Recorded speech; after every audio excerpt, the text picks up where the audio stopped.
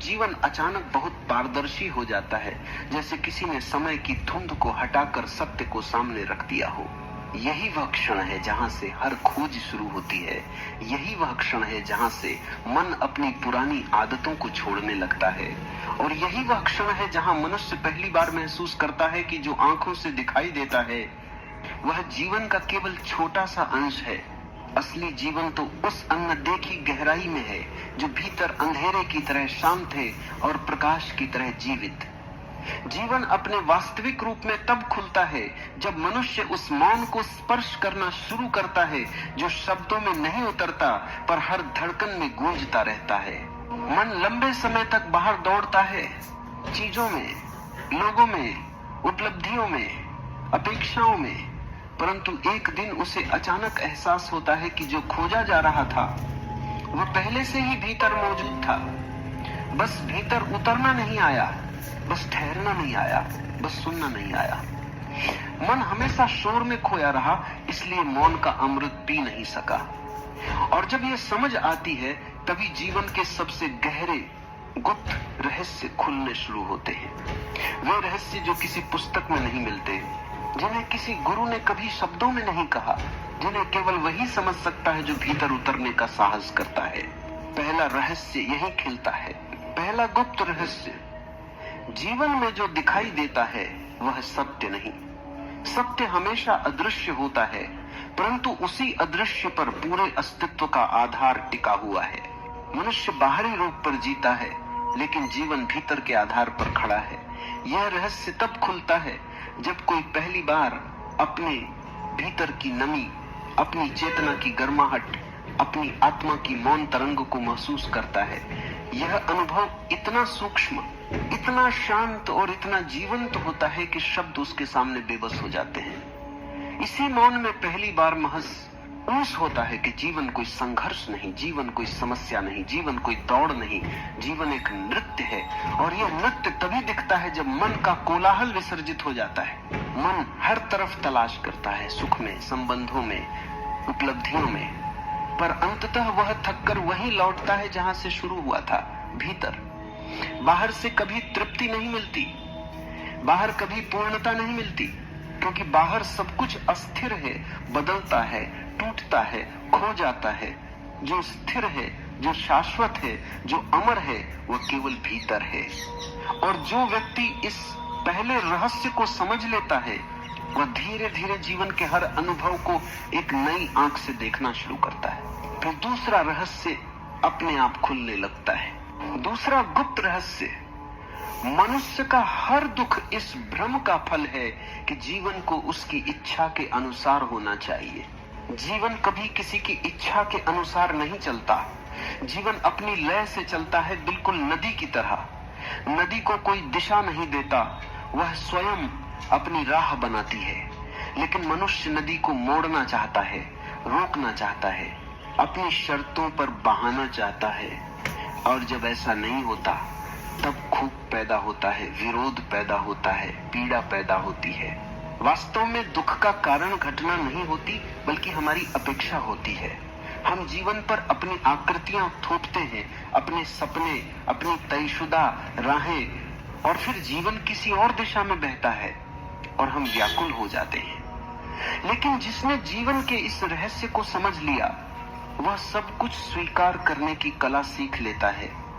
विरोध की जगह प्रवाह, संघर्ष की जगह समर्पण, भय की जगह विश्वास और अधीरता की जगह प्रतीक्षा। जब यह समझ भीतर उतर जाती है कि जीवन पूर्व निर्धारित नहीं है, जीवन कोई संविदा नहीं है, जीवन कोई ठहरा हुआ जलाशय नहीं है, बल्कि जीवन जीवित है, सांस लेता है, बदलता है, धड़कता है, तब मनुष्य पहली बार सांस लेता है, जीवन को स्वतंत्र होता है। और इस स्वतंत्रता में एक शांत आनंद जन्म लेता है। वह आनंद जो बाहरी परिस्थितियों पर नहीं टिका, बल्कि भीतर की स्वीकृति से जन्मा है। हृदय जब विरोध छोड़ देता है तब वह खुलने लगता है। मन जब अपनी शर्तें छोड़ देता है तब उसमें प्रकाश आने लगता है। और जीवन जब स्वीकार होता है तब वह एक उपहार बन जाता है। दूसरा रहस्य यही सिखाता है, जीवन को किसी भी तरह से वैसा बनाने की कोशिश मत करो जैसा तुम चाहते हो, बल्कि स्वयं को इतना खुला बना लो कि जीवन जैसा भी आए उसे सहजता से स्वीकार कर सको। यह समझ मनुष्य को दुख से मुक्त कर देती है, क्योंकि दुख हमेशा अपेक्षाओं की जड़ों में उगता है। इन दो रहस्यों को समझने के बाद मनुष्य पहली बार एक नई यात्रा की शुरुआत करता है। वह बाहर से भीतर की ओर संभलता है, वह सतह से गहराई की ओर बढ़ता है, वह अनजाने में से परिचित को पहचानने लगता है।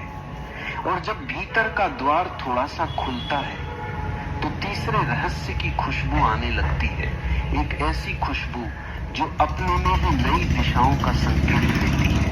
इन दो गुप्त बातों को अगर कोई सच में समझ ले तो उसका पूरा जीवन बदल सकता है।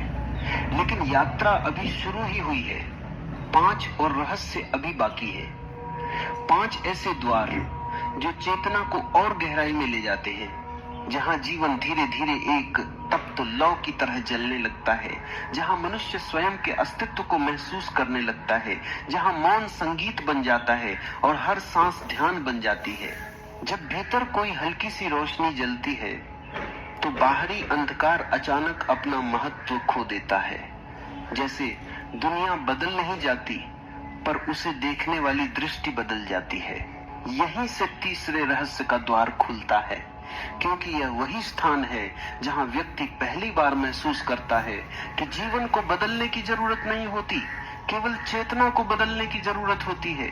जब दृष्टि बदलती है तो वही पुराना संसार अचानक बहुत नया, बहुत ताजा, बहुत जीवित दिखाई देने लगता है। जो आंखें नींद में थीं, वही जाग उठती हैं, और जो संसार ठहरा हुआ लगता था वही चलने लगता है। हर तरफ एक सूक्ष्म स्पंदन, एक गहरा नृत्य, एक अदृश्य संगीत सुनाई देने लगता है। तीसरा गुप्त रहस्य, सबसे बड़ा कारागार मन है और सबसे बड़ी स्वतंत्रता मन से परे उठना है। बाहरी दुनिया कभी मनुष्य को बांध नहीं सकती। असली बंधन हमेशा भीतर से जन्म लेते हैं।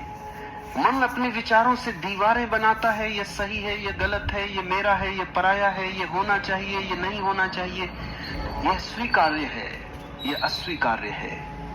ये दीवारें अदृश्य होती हैं, पर इतने मजबूत कि मनुष्य पूरी जिंदगी इन्हीं के भीतर कैद रहता है।